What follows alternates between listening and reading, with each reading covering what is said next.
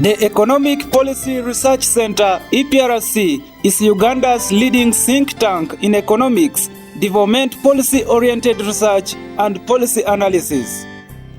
Established in 1993 as an autonomous not-for-profit organization seeking to fill fundamental gaps in economics research, policy analysis and capacity building for effective in-country contributions to Uganda's policy processes. Today, EPRC is a reputable, credible and independent policy think tank in Uganda, renowned for providing research-based evidence and policy analysis to support the formulation, implementation, monitoring and evaluation of government policies. The EPRC's mission is to foster sustainable growth and development of the Ugandan economy by advancing the role of research in policy processes through provision of high-quality applied research, practical policy analysis and advice, policy-focused dissemination and discourse. EPRC also undertakes capacity-building activities through intellectual and scholar exchange, networking with accredited national and international institutions, including scholars. EPRC envisions itself as a center of excellence, providing national leadership in intellectual economic policy discourse through timely research-based contribution to policy processes. Since its establishment, EPRC has tremendously contributed to influencing policies on agriculture, education, poverty, public finance management and service delivery. The center has also actively been involved in the drafting of the National Development Plans and Vision 2040, among others. In 2014, when government proposed to impose value-added tax on agricultural inputs like horse and fertilizers, the media was awash with the news and analysis regarding the new tax measure. There is an untapped area which must be taxed. What is happening now is that in agriculture there is a lot of informal sector that many of those who would have been taxed are not taxed. And because of informality, the government is finding it difficult. We need money in order to provide and support and guide agriculture. And that money comes from tax. I would be shooting myself in the leg if I say, don't tax money.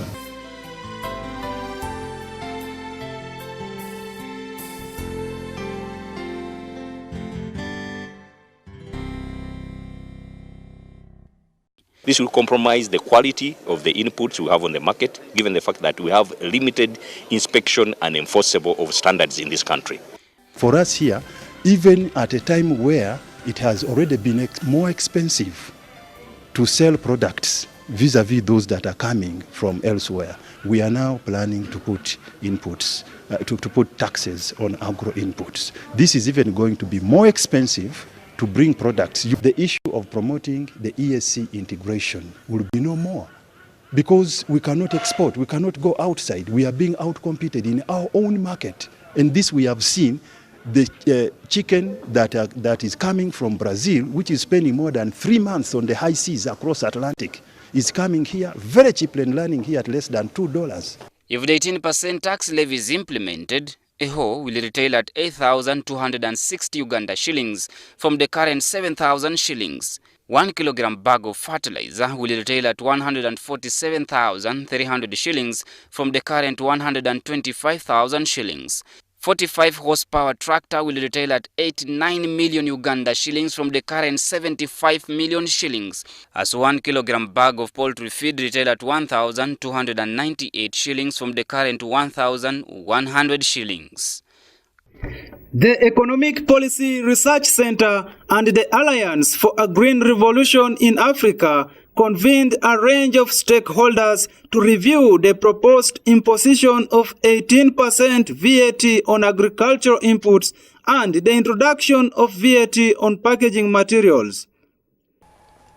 apparently the morning dialogue we organized is part of the EPRC's theme of this year of resource mobilization, domestic resource mobilization and enhancing development.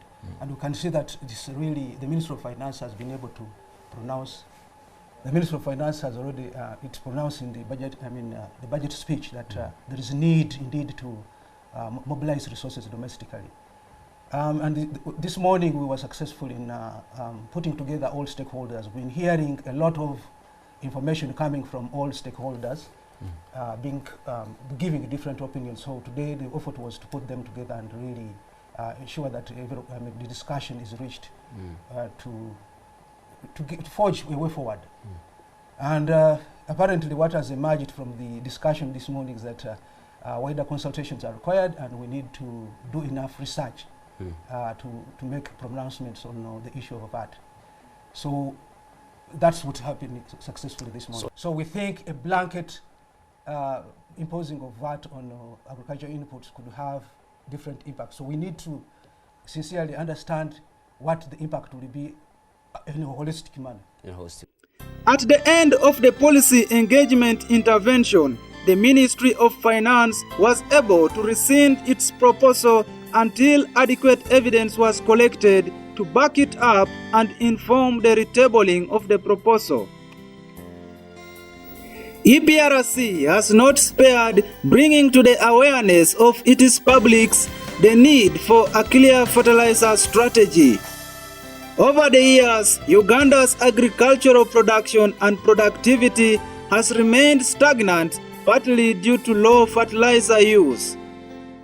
It is also sad to note that the market is crowded with fake agro inputs and fertilizers since Uganda does not have a clear national fertilizer strategy and regulation. For this reason, EPRC, together with the Ministry of Agriculture, embarked on a process of formulating the national fertilizer policy and regulations and the subsequent strategy to implement the policy. During the 4th National Agricultural Forum, the State Minister for Agriculture, Honorable Vincent Sempija, promised to do his best to move the process of the approval of Uganda's fertilizer policy forward. So, Minister, quickly, what has the Ministry done to handle the issue of fake fertilizers in the market? Yeah, we have already gone through. EPRC assisted me to and Makerere University to get data of the extent of fakeness. We now have it, and I have already met the input dealers, the importers. I've met them, and I'm going to meet them again. You said it has helped me to also create some institutions among the dealers and the importers. So they have started a peer inspection. They inspect themselves now, and if they don't oblige, certainly they will be killing their business. Government is going to do something else. If that is, if they don't oblige, government may decide to import these drugs, like the National Drug Authority. We are thinking about this, and they must be warned, the importers of drugs, fertilizers, all of these inputs must be warned. If they don't change from today, we may decide to use government like Rwanda, so that we import all of these inputs as government. And we stop this nonsense. Doing this will ensure increased fertilizer use per hectare, since farmers will no longer be worried of fake fertilizers.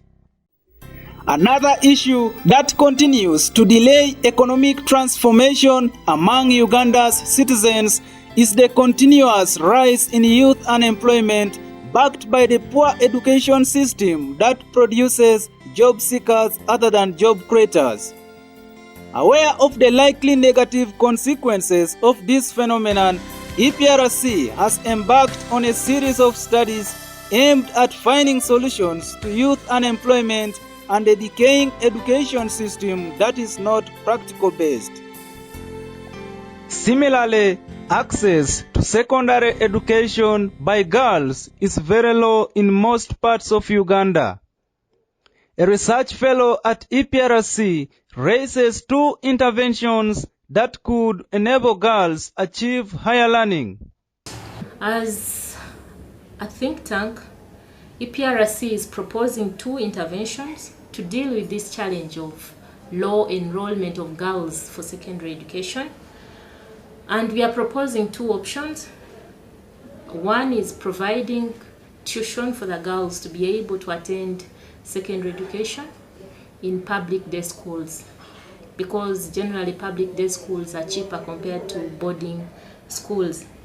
The other option is to provide tuition and also transport for the girls who are living very far away from secondary schools. It's our hope these 2 interventions, if undertaken, will increase the enrollment of girls. On matters pertaining health, EPRC contributed to the Global Development Network study on eliminating malaria. There are fewer resources for public health in general and malaria control programs.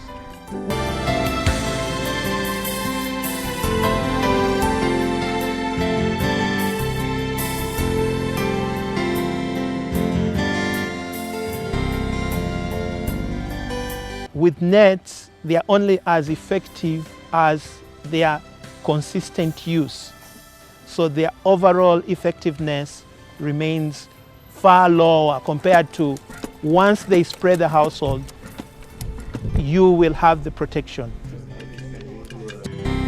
On the macroeconomic aspect, EPRC analyst Musa Luanga highlights key issues that can ensure a viable banking sector. Normally, regulation is not the only solution. It's good to have very good regulation. However, the banks themselves have to be managed very well.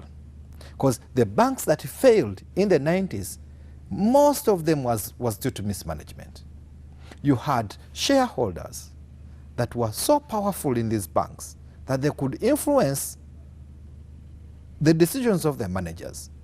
And you found managers taking or giving out loans or making financial decisions that were not the right decisions to make.